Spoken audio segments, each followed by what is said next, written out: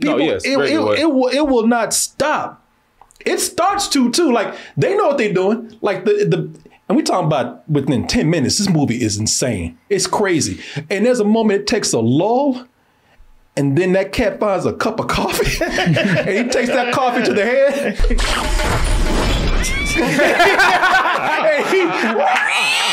And he loses his mind. That cat starts tweaking.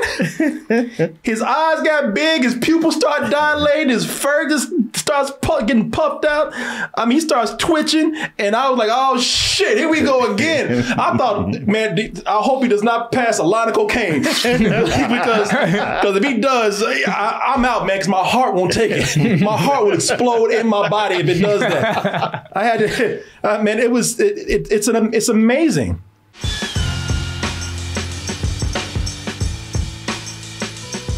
DTmerch.com is up, and we got plenty of stuff for it. We got all kind of stuff now, from mugs to coasters to stickers to caps, hoodies, and we got the shirt of the month. Don't forget Pixie. Pixie's going to be our shirt designed by Teresa Rockabirdie. It's going to be up for the rest of December. Let's talk about the cat, the myth, the legend. Puss in Boots. Y'all know Puss in Boots, boy. First showing up in Shrek, at least that version of him that we know. Some people say the best version of Puss in Boots. You know, not that old fairy tale punk ass that we got over there. No, this hero right here, this dashing hero who fears nada and cannot be defeated. Nope. No, you know, and people say, what, man, what is the secret? Puss, what is the secret behind such bravery, such charisma, the way you just charge into danger? And what makes you so damn undefeatable? Well, folks, a little bit of immortality helps, except he's not immortal. People, that is a cat. You would think he's immortal as many times as he's dying, but he's dying so much because my man has those 9 lives right there.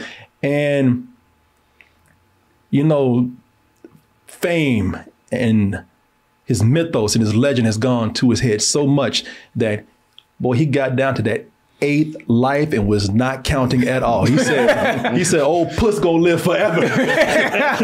He said, my next week gonna be called Puss Immortal. Now he's feeling his mortality because now that he's down to his 8th life, he's got one more life left. And the doctor says, you know, it's like when they tell you, it's like Mickey Rourke in The Wrestler. Mm-hmm. You know, you go back in that ring one more time, you're gonna die. And they said, Puss, you go back out there one more time and you waste that last life, it's over. No more adventures, no more life, period. You're gone. And what a shame, you know, he ends up like that. What happens to a cat that's, an adventuring cat that's down on his 8th life? Boy, it's a sad reality. He ends up in the house of a cat lady, wearing mittens on all 4 feet. But there was word out there that there is the last wishing star, fell somewhere on Earth. All he needs is a map to find it, and boom, problem solved. Easy. Get that star, make one wish for more lives.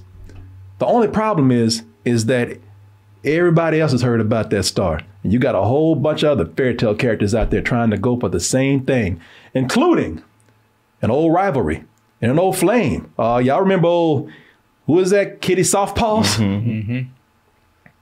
And she's after it too. Can old Puss find the map before everybody? Or will he have to work with everyone to find it and figure out a way to betray their ass? Because you know how they are. And there is no honor among thieves or adventurers. Let's go ahead and take a look at Puss in Boots, The Last Wish. I'm strapping it. I am Puss in Boots. You hear the return of some voices, such as the very smooth Antonio Banderas and the very sexy Selma Hayek. And we'll talk about some of the other voices that are in here in a little bit. But let me just say, man, the opening of this movie gets you right into it, man. I feel like the opening of this movie really does bring the energy that the audience needs for a film like this. If you're making an adventure film, it's funny. Today, if somebody says, man, name one adventure film that I can use an example on how to get the audience in the mood, you're going to think I'm crazy, but I would say Puss in Boots. Go take it. Puss in Boots, The Last Wish. The thing with this movie here is that it does a great job at setting the tone for the rest of this film in a way that you'll be surprised, at least how I saw it when I get to that part. But man, the thing with that opening, it is so fast paced, man. It's almost crazy. This movie opens up at 100 miles per hour, man. People, it will not stop. It starts to too. Like they know what they're doing. Like and we talking about within 10 minutes, this movie is insane. It's crazy. And there's a moment it takes a lull. And then that cat finds a cup of coffee and he takes that coffee to the head.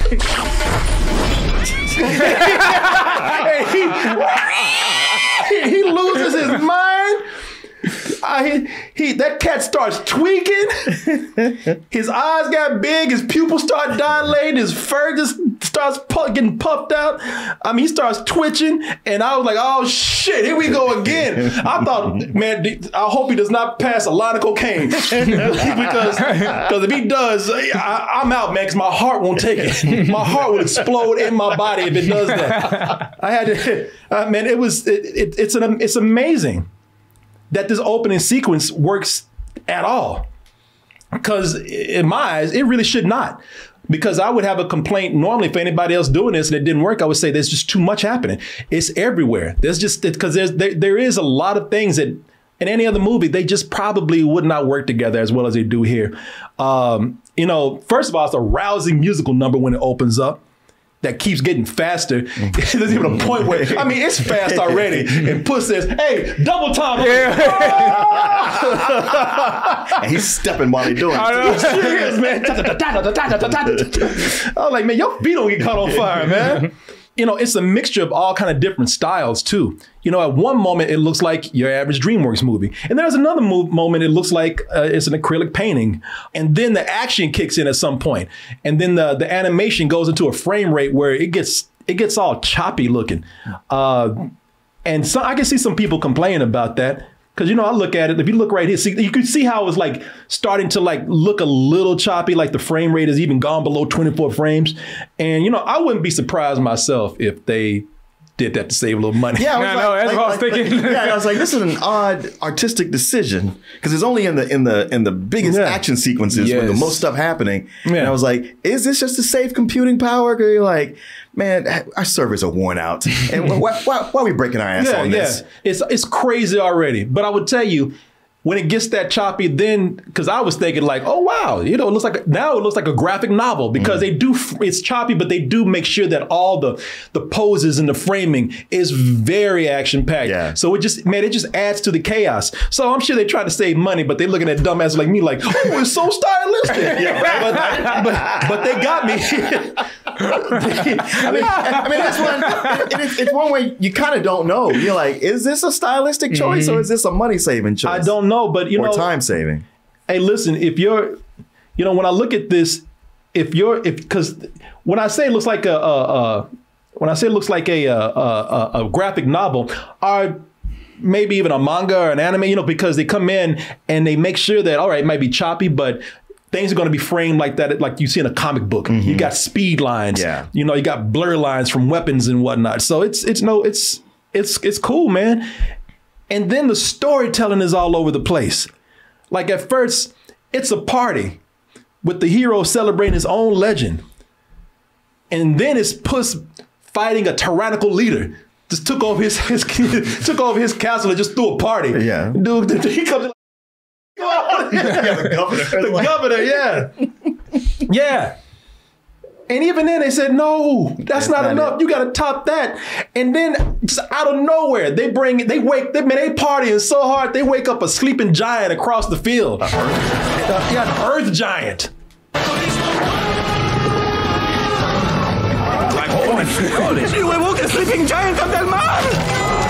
Shut up all that goddamn noise. Trying to sleep.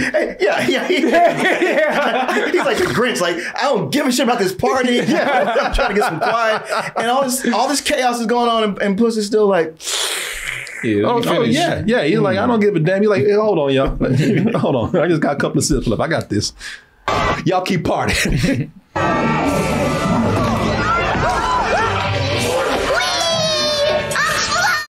No, you are not flying. And the rest of you play double time. He says, it's on now. It works. And the reason why it works is because even though there's so many different styles being mashed together, there's so, the story is everywhere. They just, with no explanation, that giant just comes out of nowhere. He does. We just go with it. He's like, is there a fairy tale connected to this giant? Maybe. Maybe they just like giants, Somebody said maybe they saw like Troll Hunter or something, and they just said, hey, let's put a giant troll in here because it looks cool. But, it works because the comedic writing is so snappy and it moves so fast. And the visual gags are so clever. It almost is very fitting that all these things are coming out of nowhere because it's so frantic. It just fits. This out of nowhere, just anything goes storytelling just goes along with the crazy pace of this. I was like, man, I'm loving this first beginning right here. Yeah, I'm amazed. And as I see you were too, because Martin, I was up there laughing our ass off, man. The audience, they go with it. They from what I was seeing with the audience, they went with it. And they were happy to do so. I feel like it doesn't give you a choice. No, like it's like a tornado that you just get swept up in. Yeah, it's insane, and everything just fits because of this, and just this crazy pace that they put together with it. And see, there you go, where I'm talking about with the graphic novel look of everything right there. I love the animation and the art direction here, man. But the reason why this sets up the tone of the movie so well and it's not because, I don't think it's because it reflects that the rest of the movie is this fast and this crazy. I don't think that that's the case at all. The reason why it sets up the tone of the movie so well for the rest of the film is because there are periods where it's not that crazy and not that frantic, and not that insane. And the reason why that's good is because when Puss is forced into retirement, you saw that fast-paced adventure that we had at the beginning, where, not only is he going out there and defeating his enemies and singing a song, but he's entertaining the crowd. He's celebrating himself. He loves this life. I'm Puss in Boots, damn it. But then, once he's forced into retirement because all his lives are gone except for that 9th life, and after that is done, you feel bad for him while laughing at him. People, it is hilariously sad what happens to him, man.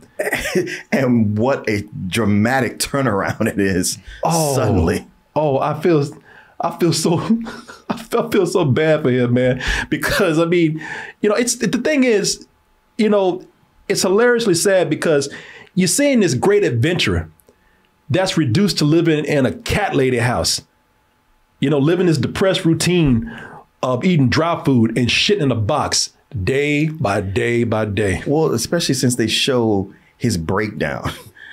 Where it started, he like, man, I'm better than that. Yeah. Down to like, well, let me try it until like, okay, I'm just like everybody else. Oh yeah, no, he's beaten into this. He just succumbs to his fate. It's a great gag and it's great storytelling. It's great visual storytelling at the same time. Because while he's sitting up here, while he's sitting up here shitting in his box all the time, he's trying to justify his existence, man. But he can't because all these other cats are just watching him. While he's sitting in a box, there's other cats that are just looking at him, just staring at him. And he doesn't do anything about it. He just looks at him and just, at first he was kind of, don't look at me. Don't do that. I'm embarrassed. I was a great adventurer. Now he's just kind of like, yeah, I'm shitting just like the rest of y'all. It's like somebody who goes to prison and then finally accepts it. This is my life now. Yeah. This is where the movie really starts to take on the real tone of how the rest of this movie feels. Because at this point, after this moment, the movie starts to become a Western. I mean, it was a swashbuckling adventure before and a fantasy. Now, at this point, it takes on a very Western feel. You know, it goes from whether it's the retired gunslinger or when the adventure kicks back in, it turns into like, you know, a full Western adventure. And what's cool about this, for anybody who's old enough to remember these things, so, you know, Puss in Boots, he's kind of a Zorro character. You know, so there's a lot of this movie that has like a Spanish or Mexican feel to it, but when they get into the Western part of this, it also starts to feel like a spaghetti Western in a way. Yeah. You know, and it's just fun, man. And that's great because, you know, with Puss in Boots coming from the Shrek property, all of those movies have had to depend on a certain brand of writing that, while it might have seemed funny at first, I don't think it's completely aged very well. You know, like the first Shrek movie was very, very dependent on pop culture references. Right. You know, and that hasn't really aged that well now. Because it's time for you to meet today's eligible bachelorette. Her hobbies include cooking and cleaning for her two evil sisters. You know, that's a reference to like the dating game, which now a lot of kids come up now, they don't even know what that is. Yeah, which might be kind of cool, you know? Like when you watching that, do you get the reference at all? Nah, not at all. Which still, you know, hey, look, it might even work to his advantage. It might be storytelling that people think is really clever. Yeah, but for us, it was just kind of like, okay, there's a lot of pop culture references in this movie, Shrek, and that's what's really making this movie what it is. I think, you know, what they've done today is better. Oh yeah. Well, you know, at the time it did that, it was like one of the first cartoons to do it, and especially do it well. And it was so much of the part of their brand. It was a lot of fun. Little did we know that would become a thing that so many cartoons would do that we were like, enough of this already. Yeah. They start using it as a crutch rather than what their humor was about.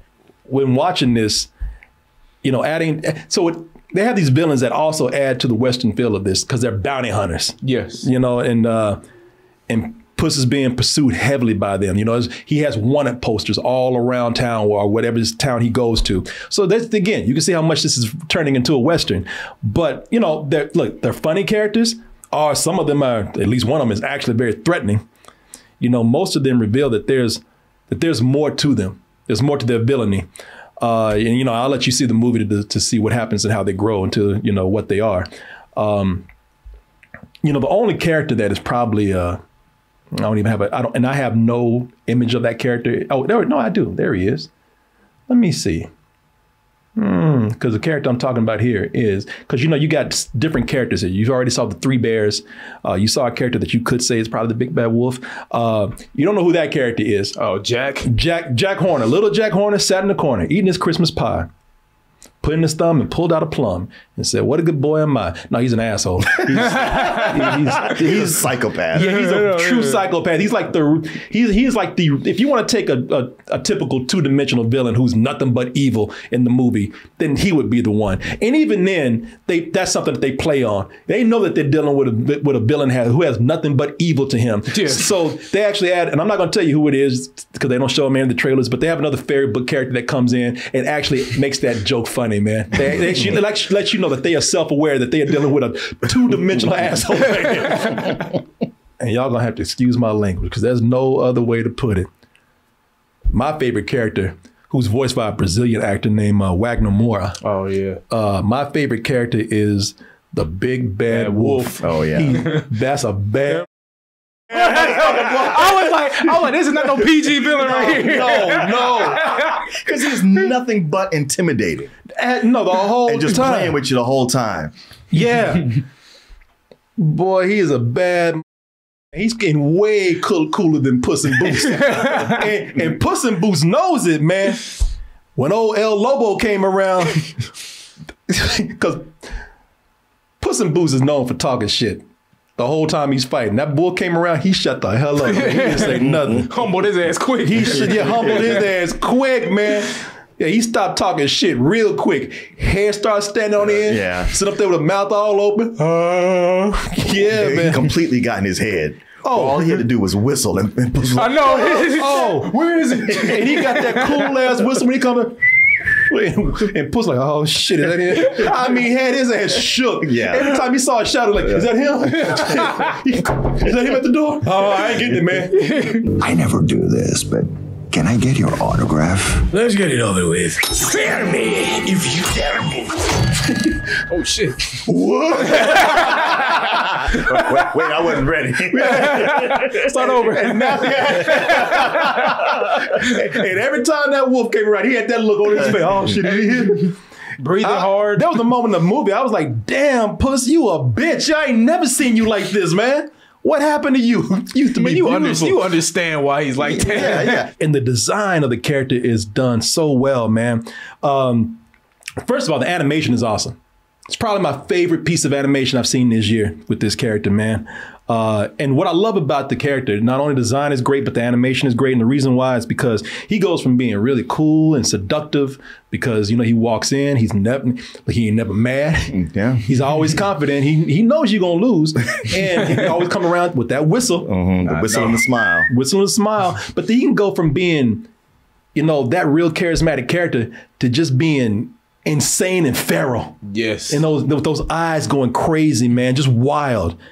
And I loved it, man. I loved it. I saw that and I was like, you know, I don't buy a whole lot of merchandise from movies and whatnot, but I would wear that on a shirt right there that you can get from Shopify. We had to know that shit was going somewhere. Yeah. I came at you like that. You can see it started to diverge a little bit. But if they did sell that shirt on Shopify, if somebody sold it, I would get it. But I got to take a word out for our sponsor real quick and talk about Shopify and let you guys know that you can even get your business going. I mean, if you're a creative person, you make things, then go on over to Shopify. Check it out. If you're a creative person or you have some other business out there, then Shopify is where you can build an online store, allow you to discover new customers quick and grow your store very quick. And also build a following to keep those customers coming back. Shopify has all the tools that'll help you out. They also have all the sales channels that'll help you get your business growing and keep it growing. You know, they have an all-in-one commerce platform that goes all across all mediums like TikTok and Facebook and Instagram. And I'll tell you, they got 24/7 support, and they got a bunch of libraries full of educational content. They have so many people that are using Shopify, man. So many new sellers around the world that are using Shopify. I used Shopify at one time. And the reason why, we did that when we had Spill, when we were selling stuff on our own. We used them to sell things that we had, that we want to sell online, that a store couldn't cover for us if we were already partnered with somebody or something else. But the other reason why I want to talk about this, and I chose this partner to come in and advertise for, is because I thought of you out there.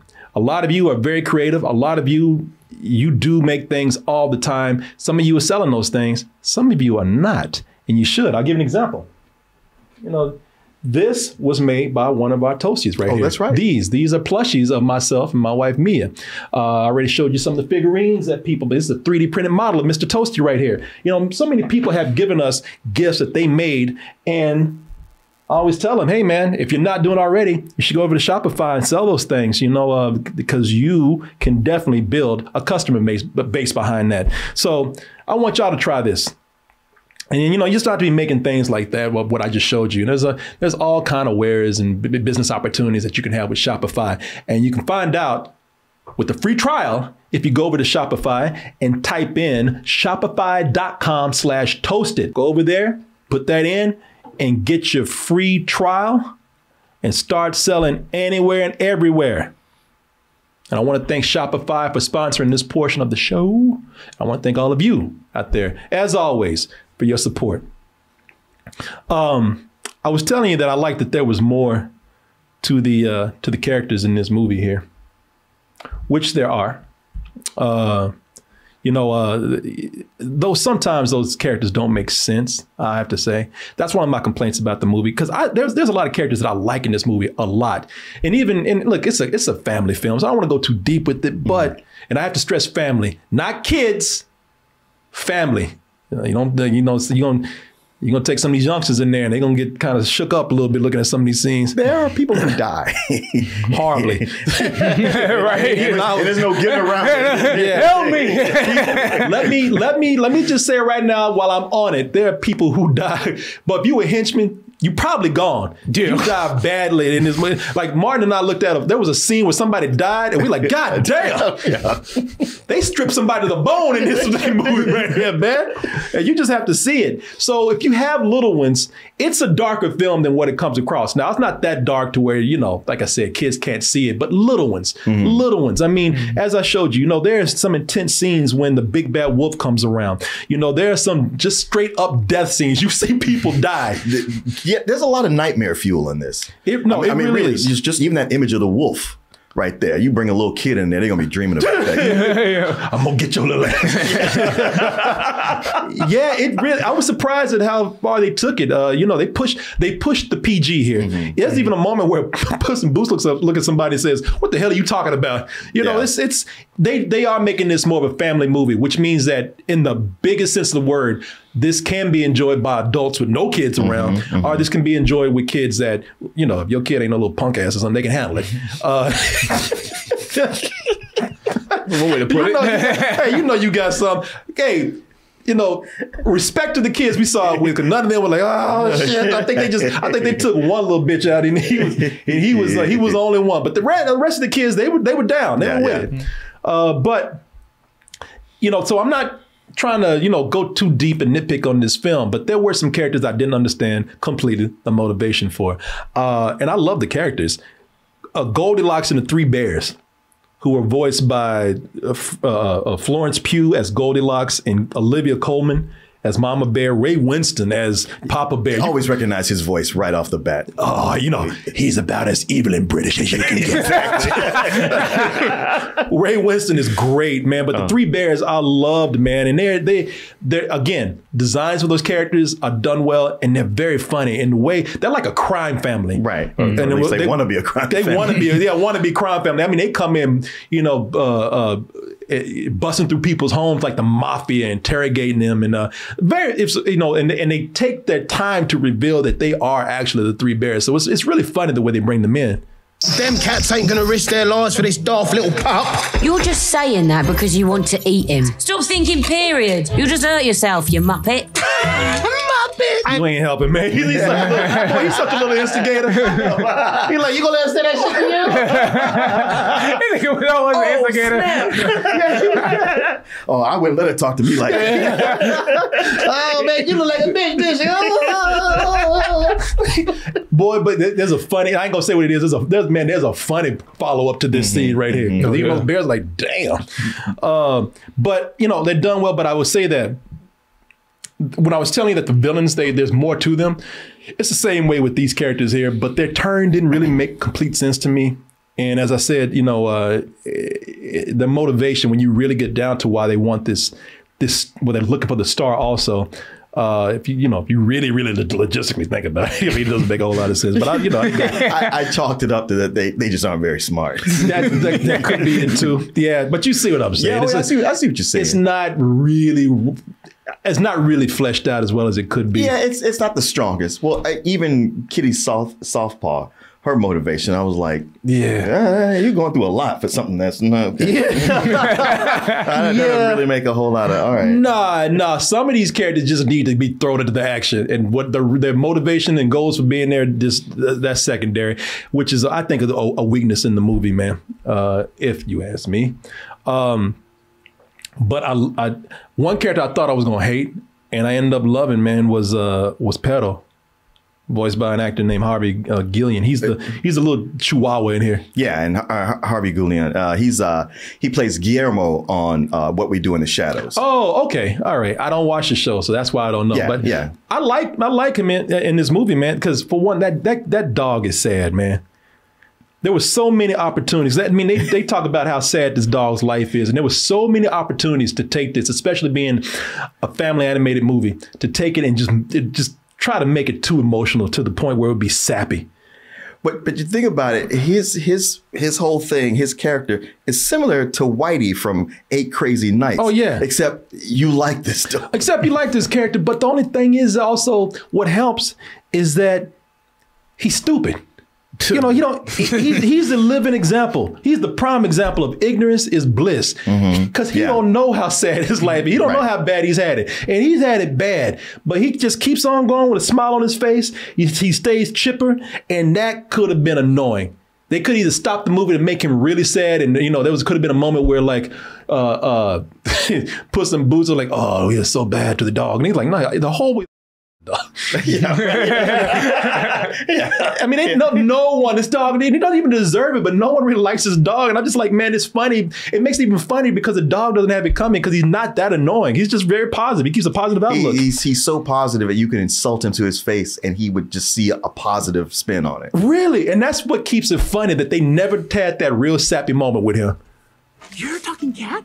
I'm a talking cat. I'm not a cat. I'm a dog. Hi, Baba. Meow. Man, it's little touches like that. It is. Throughout this whole movie. It's filled with that. Yeah. Throughout this whole movie, man. You know, and that's what made this movie so enjoyable to me, to watch, seeing moments like that. And, you know, there are other things that work and you wouldn't expect them to be otherwise. Selma Hayek and Antonio Banderas, man. First of all, Antonio Banderas scared the shit out of us. He's the scariest thing in this movie. When that movie opened up, you remember? Oh, that's right. Hola, I am Antonio Banderas. when it popped up on his face, we were like, oh shit. Yeah, because his head was 10 feet tall. And he was in our face. Right in our face in the theater, yeah. Hello, my friends. Welcome back to the cinema. God damn. Everybody running out like Godzilla's attacking. It's a giant Antonio Banderas. Both Martin are like, whoa. Yeah, man. But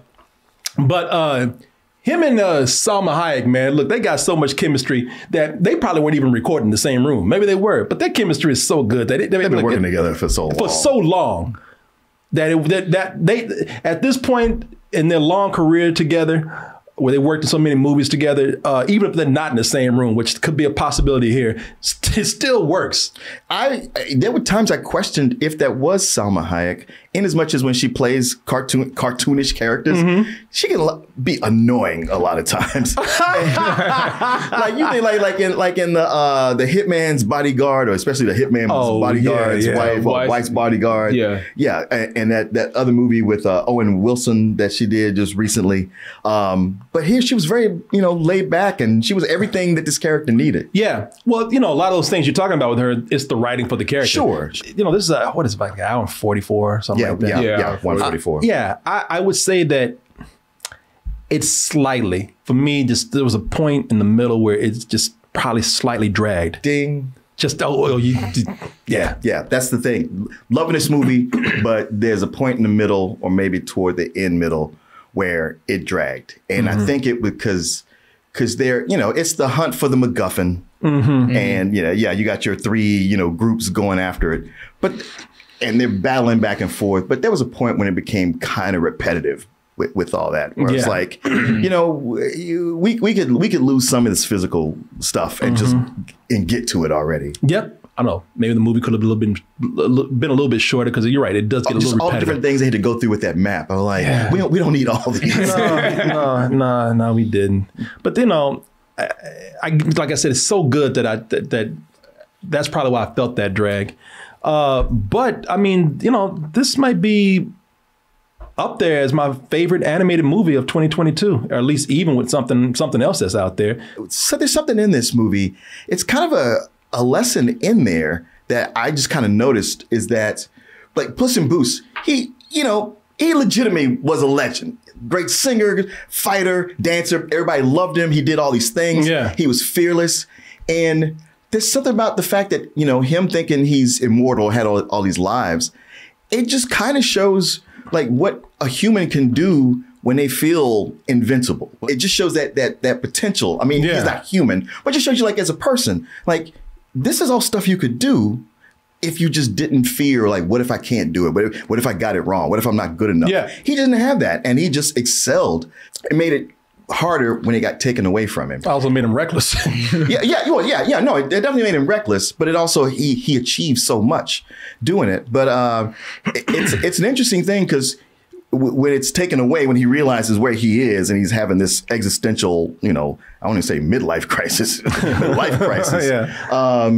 It's normally with something like that, a character who hits this point where we got to take him down a peg, it's because they've been arrogant to the point of being an asshole, which he wasn't. So as a viewer, it hurts that much more to watch him lose that. But yeah, everything you said with the animation and all, it just, it's just that bit where some of the motivations and the way it slows down, at a midway point, is the only thing I would really kind of take off for it. But for me, it's a low full price. I love the characters except for Pedro. I hated him. I'm sorry. I know y'all loved him. I hated him. I'm like, I understand. But it's like you're coming across so annoying to me, and I'm just like, everything he's doing, it just annoys me. Now I see how y'all love the character, and to each his own. But I just hate it. I couldn't stand when that dog was on the screen.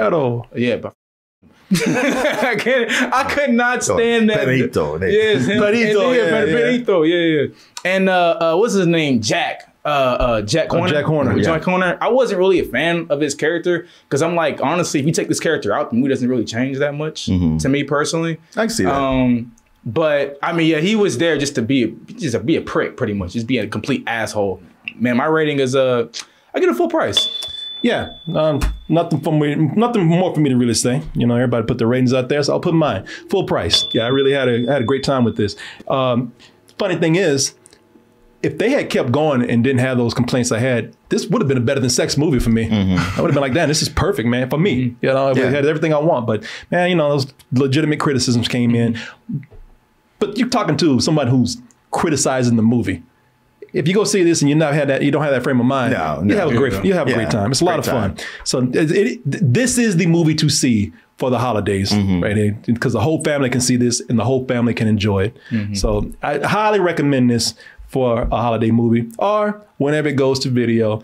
This is one I'm going to be putting on, and I know I'm going to do this. This is one I'm going to be putting on just to watch some of my favorite animated parts, especially with that wolf right there, man. And like I said, if nothing else, that beginning. I mean, if you just walk in for about 15 minutes and then walk out, you ain't walking out. No, you ain't going nowhere. Sit your ass down.